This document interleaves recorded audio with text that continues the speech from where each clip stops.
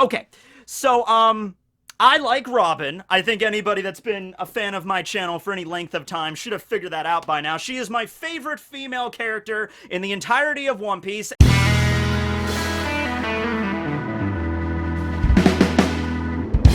And in terms of the Straw Hats, she ranks only 2 behind my favorite Straw Hat and my favorite character, Frankie. So Frankie and Robin, and guess which 2 characters I ship the hardest. So yeah, if you're new to the channel and you're just like looking on YouTube today and you're seeing, oh hey, look at this, a video on Nico Robin being the most important Straw Hat, I'm gonna click on that, see what this Tekking guy has to say. You know, just keep in mind what you're in for. All right, I will be fair and just and give you a warning, you know, beforehand. All right, if this level of energy is not what you're into, then yeah.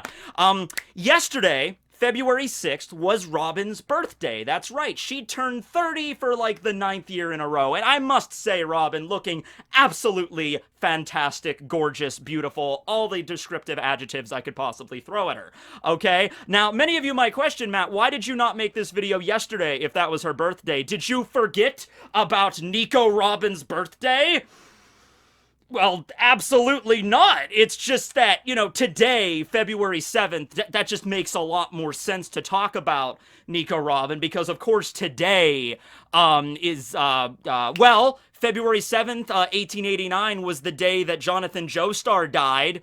So yeah, that ties back to Robin. Jonathan Joestar gave his life. He was blown up in a steamboat explosion, clutching the severed vampiric head of his best friend slash worst enemy, so that we could talk about Nico Robin today. All right. So, yeah, by the way, same deal when I did the Nami's role in One Piece video. It's not just because she has the largest boobs on the crew. I mean, that's a factual statement, and yeah, we will be talking about her boobs probably later. I'll throw a time code here if you're into that, but for right now, let's get into it. All right, so seriously though, I'm not being like over the top with that statement. You know, she is the most important Straw Hat. Of course, I need to clarify what important actually means. Is she the most important Straw Hat because she's the strongest? Absolutely not. I mean, she can handle herself in a fight, but she's nowhere near the strongest. Is she the most important because she has, like, you know, the best hockey? Absolutely not. In fact, up until this point in the story, I'm sure, you know, if she wanted to, I'm sure all the Straw Hats could awaken hockey. I mean, Usopp's already on that way, so I'm sure that Robin with, like, armament hockey, that's possible. That'd actually be really cool if she can, like, make a bunch of arms and, like, all charge them up with armament hockey. So she's not the most important in that regard, but when you start thinking about the bigger picture of One Piece, you start thinking about all the major questions we want answered in this story. What was the deal with the Void Century? What's the deal with the ancient weapons? What's the deal with the Will of D? What does the D stand for? All those great mysteries, it all pretty much comes down to Robin at some point, okay? Robin, let's just start off with her dream. All the Straw Hats have a dream. That's basically one of the prerequisites for becoming a Straw Hat, not just Luffy inviting you into the crew, but you also have to have some sort of dream to vie for, you know, something that you want out of this adventure. Okay, so let's go through all the Straw Hats' dreams just really quick, and you'll discover, while, yeah, some of them are very noble, some of them are also just very personal to that particular character. So starting off with Luffy, Luffy wants to be, as I'm sure we all know at the end of every episode, he says it, Kaizoku Oni! Ore wa naru! I want to be King of the Pirates, okay? You know, Luffy, though, I think at the end of the day, what he really wants from all of this is he wants that grand pirate adventure. The One Piece and the title of King of the Pirates was something that only Gold D. Roger had before him, so he's like, I'm gonna follow in his footsteps, but I'm gonna have my own adventure. I'm gonna get there, and I'm gonna become King of the Pirates just to prove that, you know, I can do it, and I'm gonna have a great time along the way there. Now, being King of the Pirates would definitely change things in the world of One Piece when Luffy finally does attain that title. But Luffy has even said on multiple occasions, you know, he's not doing this to change the world or anything. Even during the Fishman Island arc, Luffy comes straight out and says, I'm not a hero. I don't want to be a hero. I'm just doing this because it's my own thing, right? Like, Luffy's not trying to change the world for the better. Like, Luffy is aware, for example, that, like, slavery is a thing in One Piece, and he's aware of how corrupt corrupt the world nobles are, the Tenryubito. But Luffy is not taking the firm, like, I am going to end slavery, I'm going to change the world, I'm going to demolish the world government and the Tenryubito system. That stuff may very well happen indirectly because of what he's doing, and he has improved the world for the better rather indirectly just from going to island and saving people and stuff, but he's not out to change the world. He's really, in a lot of senses, kind of just selfish in the sense that, like, hey, this is my adventure and I just want to have fun with my friends chilling out, right? Zoro's goal, as well as Chopper's goal, kind of to be the best at something. Zoro wants to be the best swordsman in the world. That's noble considering he's trained in his swordsmanship his whole life, and he, Kuina and the promise and everything, but at the end of the day, that's still just like a personal goal he wants to have. Chopper wants to be the best doctor in the world because of Hiraluk. Obviously, being the best doctor in the world, he would definitely be able to improve a lot of people's lives there. Sanji wants to find a location. He wants to find the All Blue, alright? So that's something very personal for him. Usopp's is the one that's kind of the most nebulous. He just wants to become a brave warrior of the sea like his father. In many regards, you could even say he already attained that, just at this point in the story from all the stuff Usopp's been part in. He's attained God status at this point, so yeah.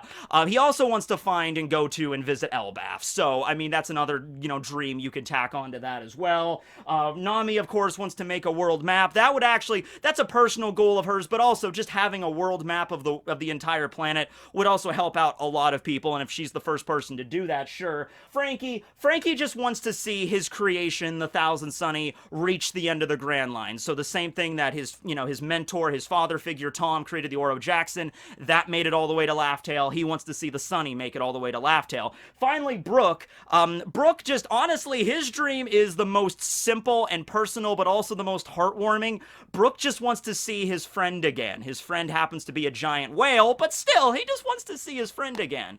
I guess Jinbei's dream is to, like, better relations between fishmen and humans and following in the whole thing with, like, Queen Otohime and stuff, but I don't see Jinbei on that poster yet, so we'll hold off on that. Meanwhile, okay, we get to Robin. Robin's goal is, I want to find the Rio Poneglyph, and I want to learn about the true history of the world. The history that the world government has expressly forbidden, research into, has literally burned down her entire home island, killed every friend she ever had, including, by the way, her mother, that she really didn't get to see. Saul was dead, Clover was dead, her mom, Nico Olvia, all died, and her island burned to the ground, not because they were criminals, like they were out there pillaging, just because they were trying to learn stuff about the world they were living on.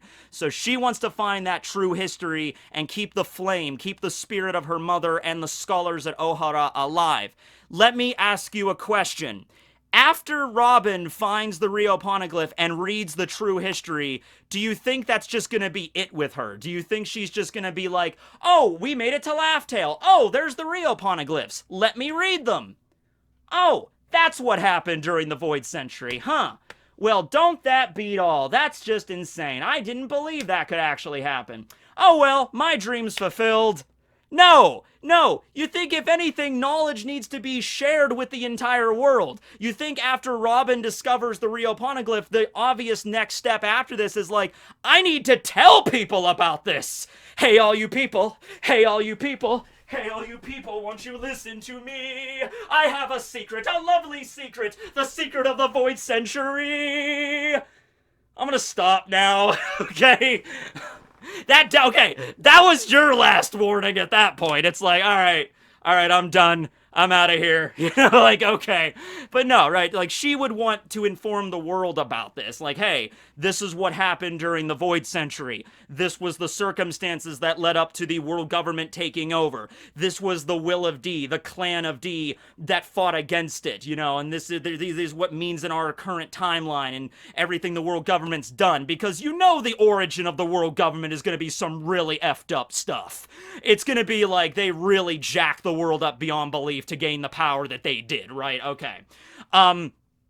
So when I say she's the most important Straw Hat, meaning she is one of the very, very few people in the world that can read poneglyphs, okay? So when the Straw Hats finally do get to Laugh Tale and they discover whatever the One Piece is, and they discover the Rio poneglyphs, which are also purportedly there because that's where Odin, he read them to the Roger crew, and then the Roger crew figured out what was going on. You understand, we're probably going to discover the Will of D and the Void Sentry and the Ancient Weapons. Robin is going to be the one that's going to explain all that stuff to us. Now, I guess Oda could do this in a flashback as well. Oda could show us a flashback, and then we find out the Will of D and everything in the flashback.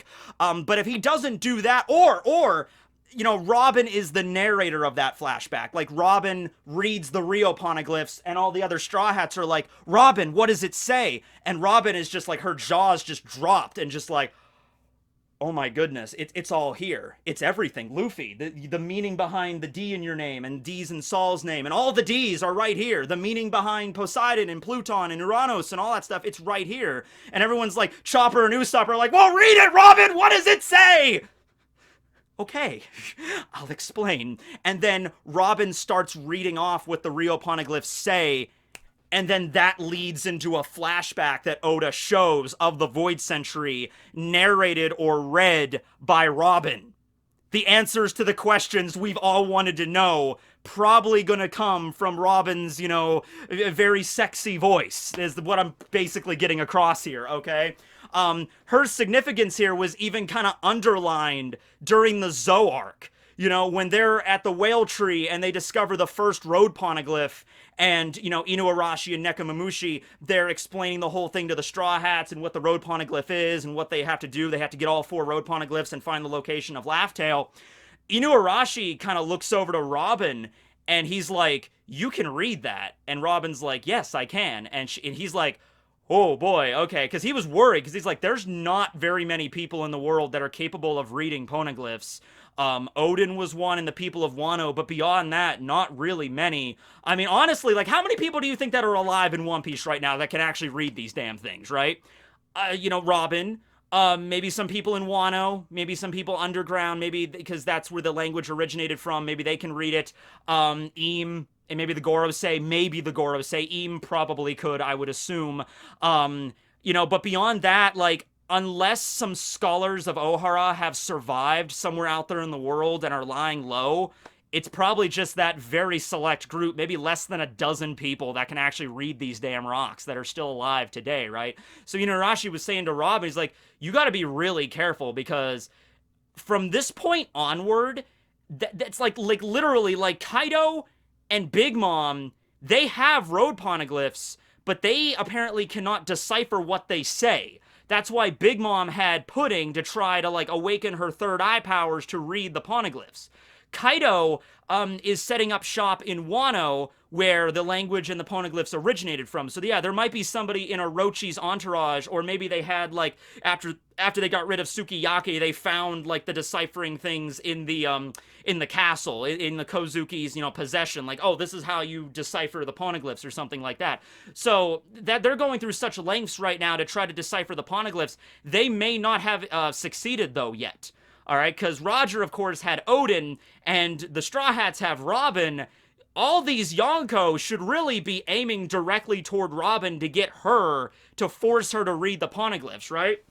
Now, this is something that Robin was not very concerned about. She just kind of smiled, and she's like, well, don't worry about it, because I have friends that went through insane lengths to save me from the world government already, so I'm in definitely good hands. I don't have to worry about being captured. And, like, Usopp and Luffy and Chopper, they're just like, oh, Robin, you're so nice. You say such good things about us, right? So, yeah, they're not really worried about that, but when you start to, and it hasn't really been touched upon yet in Wano or anything. Well, Big Mom had Pudding, and Big Mom was pretty confident that Pudding, her own child, could awaken the power to read the poneglyphs. But, we don't know what's the deal with Kaido yet, or any of the other, like Blackbeard or anybody else. You being like, oh, we need to get our hands on Robin. In fact, that might even be what Inuarashi said to Robin. I mean, yeah, that might be a setup for later on in the story, like after the events of Wano or something. Like, Blackbeard shows up and tries to kidnap Robin and been like, okay, we need her to read the freaking poneglyphs now. We're out of here. here, right? That might actually be a major plot thread later on. Not really rehashing the same thing with the world government, but like, Robin actually being taken away and kidnapped, kind of directly, as opposed to like, most of the times whenever the Straw Hats leave the crew, it's under pretenses of like, I don't want to go, I have to leave to save your lives. Like that's when Robin left the first time. Usopp left just because of a disagreement with Luffy. Nami left, and she was kind of the same thing. She's like, all right, I've had fun traveling with your crew. I'm going to go back to Kokoyashi now. Stay away from me. I don't want you to get roped up in this. And then Sanji, same deal. He's like, I don't want you guys getting roped up in this. Let's just let me deal with this. This might be a situation. No, it's a lot more direct. It's a lot more just like Blackbeard shows up after Kaido is defeated, steals his road poneglyph, and then Big Mom's there. He goes, and he's already ransacked Hotland. He's all right, guys, we have 3 road poneglyphs, and maybe he found out where the 4th one was, or he had the 4th one in his possession already, the one that used to be on Fishman Island. Like, now we need someone to decipher it. Devil Child, Nico Robin. And then they sneak in and try to just kidnap her and just take her away. So, yeah, that might be an actual serious moment later on. So, yeah. Certainly when we get to Laugh Tale, this will all, meet the apex moment where it's like, oh, Robin, you're so great. So, yeah, that's what I mean, though, when I call her the most important Straw Hat in terms of her dream and her, like, keystone point in this story. Like, Sanji's dream, he wants to find the All Blue. That's pretty cool. But if Sanji never existed, well, the Straw Hats would have died of lack of food. But you know what I mean? Like, if Sanji's dream never existed, and we never went to the All Blue, the world itself probably won't change all that much. Robin's influence on all of this is very integral to making this world a better place, okay? They kind of need her for this.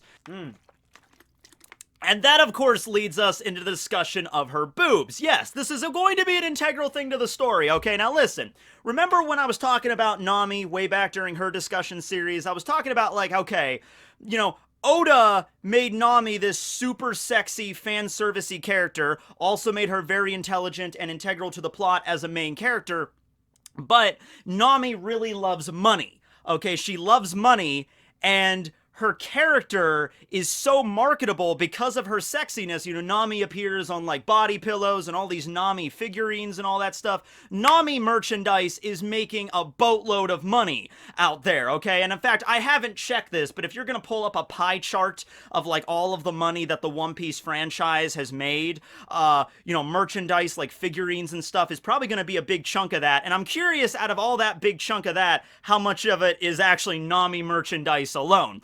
So that's what I find funny, that, Oda makes Nami so sexy, and she loves money, and it's through that sexiness she literally is generating her own fortune in our world. Alright, that's the way I look at it, and I just find that funny. It kind of loops back around, okay? So, this goes in a completely different direction, but makes way too much sense when we finally get there, okay? Because if there's one thing we can count on in this world, I don't care what your sexual preference is, I don't care what your sexuality is, we're all Robin sexuals, right? Yeah, I think we are. Okay, so here's the deal, okay? Robin reads the Rio Poneglyph, she learns the true history of the world, alright? And she can tell the Straw Hats about what it is and everything, but the person that's really going to understand the weight of all of this is going to be her, because she actually studied this stuff ever since she was a little kid, and she knew the scholars of Ohara and everything. So, she could tell Luffy what the Will of D means, and Luffy would just be like, oh, that's what the D stands for. Cool! And then Luffy would just go about his days. But Robin would understand, okay, wow, there's a lot of meaning to that. I mean, that connects back to this, that connects back to this historical moment, that connects back to this civilization. It's all connecting. Okay, so with that information at hand, we're also going to assume this is the end game of One Piece here. So it's like, let's say, like Dragon and the Revolutionary Army, they take out the Tenryubito, the Red Line gets destroyed, the fishmen and humans are now living in peace. Everybody's like, is a new era, okay? And in this new era, Robin is going to try to create a new Ohara. Not like literally like build a new island, but she's going to try to maybe, I could see her as like a teacher. Someone that's going to try to educate the world on what actually happened and make proper records and write books so this kind of world government crap, Tenryubito shit, never happens again, okay? So Robin uses her fan service, well, Nami uses her fan service to create a fortune. Robin uses her fan service to create a fortune of knowledge. All right? Because if it's like, hey, you want to learn about the history of the world and what actually happened, and then Robin comes out and passes out flyers, you know, she would have a full, full university of people ready to learn from what Robin has to say. All right, so she's intelligent and she can actually explain everything. You know, that's where Robin's fan service comes in handy. It's like, oh, Robin will be the one teaching you about the history, the true history of the world. That would get people in the seats, I think. I mean, not to say that, like, oh, I'm just going to use my sexual attraction, but it'll improve the world, so I think it's fair in that point. Yeah, that's a way I could spin that to make boobs a interesting topic for the end of this video. That was not forced in the slightest. Okay, so I will leave you with just some sexy random pictures of Robin I have on my hard drive, safe for work ones only, of course. And yeah, you guys have a great night. This will be Tekking and Barry signing out. Viva la Robin!